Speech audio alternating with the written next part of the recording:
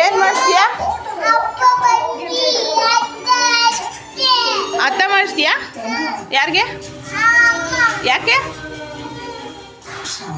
ಬೇಡ ಹೋಗು ಹೋಗು. ಬೇಡ ಬೇಡ ನೀನು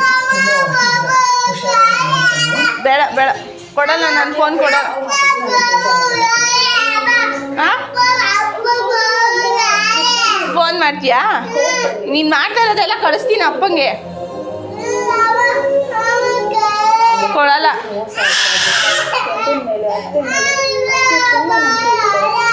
ಬರಲ್ವಾ? ಹಿಡ್ಕೊತೀನಿ ಬಾ.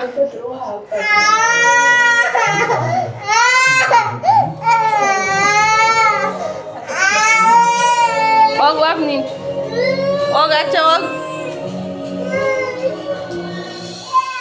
ಹೋಗಾಚೆ.